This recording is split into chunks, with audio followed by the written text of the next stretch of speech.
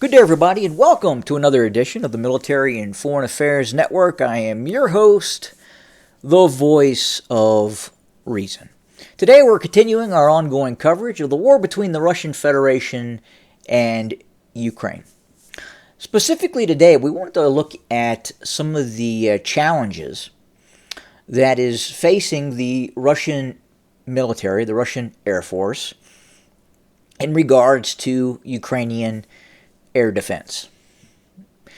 Now, we know it's become very difficult for the Russian military to operate fixed-wing aircraft over Ukraine, specifically Western and Central Ukraine. Western and Central Ukraine is essentially a no-go zone for Russian strike aircraft. They can hit Western Ukraine and they can hit Central Ukraine with cruise missiles and ballistic missiles and kamikaze drones. But flying Su-34 fullbacks over Central Ukraine is just not feasible for the Russians. So why is that? Well, one is the air defense network that the Ukrainians possess. Now, could the Russians, if the Russians were just engaging the Ukrainians on their own, could they deal with the Ukrainian air defense network? Yes, absolutely. They have that capability. But essentially, the Russians are not just fighting the Ukrainians. And the Russians, furthermore, have one hand tied behind their back in terms of what they can do in regards to direct NATO support. So how is the NATO alliance, the United States, making it so where the Russian Air Force cannot fly over central Ukraine? Well, I'll explain it. The Russians have the capability of destroying Ukrainian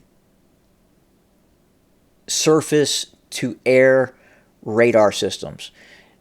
These systems that are based throughout Ukraine, they can be on vehicles and they can be on fixed sites, are radar systems that are long-range radar systems that are designed to detect inbound Russian aircraft. Now, here's the problem with using long-range air search radar systems that the Ukrainians are using. Let's pretend for a moment we are on a football field. And I'm at the very end of the football field. And it's pitch black. It's completely dark out. And there's another person at the opposite end of this football field. If I were to turn on a flashlight in absolute darkness, and I were to shine that flashlight in the direction of the opposite end of the football field, I would not see the other individual on the opposite end of the football field.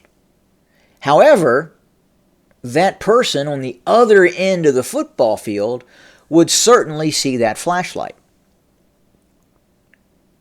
And if he had a gun, he could simply shoot me because he knows exactly where I'm at. Therein lies the challenge for the Ukrainians. Under normal circumstances, if the Ukrainians were to activate that flashlight, that radar systems, the Russians could shoot and destroy that fixed radar site. But here's the problem for the Russians. The NATO alliance, specifically the United States, are operating these long-range radar systems that are on aircraft, AWACS, E-3s, Sentries. These systems are operating in Poland. They're operating in the Black Sea. They're operating in Romania. So the Russians know that these AWACS systems are there. They know that these AWACS systems have the ability to see deep inside of Ukraine, deep inside of Russia to some extent. But the Russians obviously can't shoot those aircraft down, as it would be an attack on NATO. Also, there are satellite capabilities that the United States has as well. And these systems are what is detecting the inbound Russian aircraft. If it was just the Ukrainian integrated air defense system with its radars operating in Ukraine, the Russians would have been able to degrade and destroy those sites. The problem is these AWACS that are operating outside of Ukraine, Romania, Poland, Black Sea. So as the Russian aircraft move towards Ukraine, this information is immediately transmitted to the Ukrainian air defense network. And this includes long-range S-300s, now Patriot missile systems. And so, for instance, once a Russian aircraft gets within range of, say, a Patriot or an S-300, at that point, the Ukrainians can activate their fire control radars and immediately engage those Russian aircraft. In this case here, you have a Frankensam. This is a Russian Soviet-era air defense missile system that has been integrated with Western air defense missiles. And we've seen REM 7s, Sea Sparrows. We have seen Sidewinders, even possibly AMRAAMs being mounted on the Soviet-era vehicles, air defense systems with their radars, and being used against Russian forces.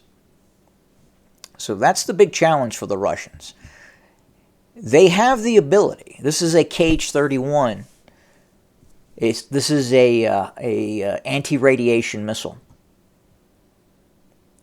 Did anybody see the movie Flight of the Intruder? In one specific instance, they're flying this, what they call a Iron Hand mission.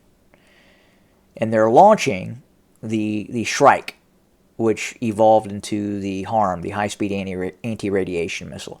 This is the Russian version of that system that's designed to shoot at enemy radars. They have that capability. Is it as good as U.S. capability? No, it's not. It's not. But they have the capability. And they can certainly go after Ukrainian air defense networks in Ukraine. But again, the problem is those early warning radars are not in Ukraine. They're in Poland. They're in Romania. They're in the Black Sea. And then there's also satellite capability as well. So that is what is handicapping and causing the Russians this inability to operate over Western Ukraine. The key to destroying an air defense capability is destroying the radar systems. If the enemy can't see your inbound aircraft,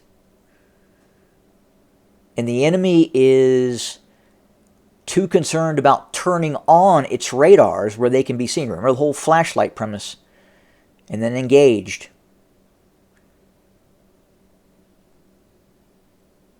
That is what is causing the issue for the Russians. Now, there's talk of this 2024 Ukrainian offensive. Is there going to be a Ukrainian offensive in 2024? I don't believe there will be with the current Ukrainian chain of command. The Ukrainians learned a horrific lesson in the Zaporizhzhia offensive. Operation Little Bulge, as I call it. Didn't work well. And one of the main reasons it didn't work well is the Ukrainians do not have an air force. The Russian attack helicopters with long-range anti-tank guided weapon systems were able to engage at will Ukrainian armored vehicles advancing towards Russian lines. Furthermore, the density of Russian fortifications, specifically the ability of Russian battlefield engineers to create these massive minefields, caused serious issue for the Ukrainians as well. They did not have the operational capability in terms of clearing large, dense minefields. And once their troops became stuck in these large, dense minefields, which impeded maneuvering capability, maneuvering speed,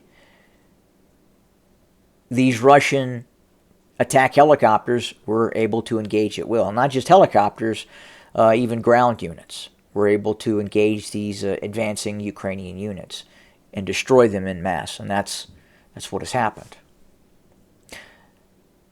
Now, the Ukrainians have that same capability. It's different, but again, they kind of have that same capability to sense and shoot with the support of the NATO alliance, providing that real-time information, that real-time sensing capability to know where large battalions and brigades of the Russian military are operating and or massing. So they can see this in real time. If the Russians are massing, the Ukrainians can see it. If the Ukrainians are building up forces and getting ready to attack, the Russians can see it. So this is what is making this conflict very, very challenging. And then furthermore, both sides have that sense and shoot ability to bring forces to bear very rapidly on these massing forces ready for offensive operations. But I would say at this point, the biggest issue for the Russians, the biggest handicap, is the inability to fly real-time over Ukraine without being detected by NATO and American AWACS and then shot down by these surface-to-air missile systems, be it the Franken-SAM or the S-300s or the Patriots or the Buks or Soviet-era systems that I just mentioned. That's what's making it difficult for the Russians. So at what point do the Russians say, enough is enough? And they start going after these NATO AWACS. Could it happen? Possibly. I think with the recent shoot down of the Russian transport aircraft over Belgorod, it's quite possible now that the system that shot down that aircraft was an American Patriot. So we'll see what happens as this escalates, if it escalates, which in all probability it will. So I hope that kind of explains the challenges for both sides and what's happening on the ground. And that question is always asked, well, why don't the Russians just have the ability to wipe out the Ukrainian air defense network? It can. And it could.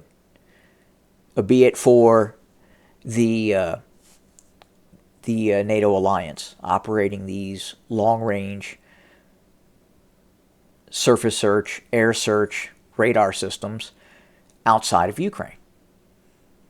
And that's kind of where it stands right now. So we'll have more very, very soon. Thank you for joining us today. More to come, as always. Have a good day.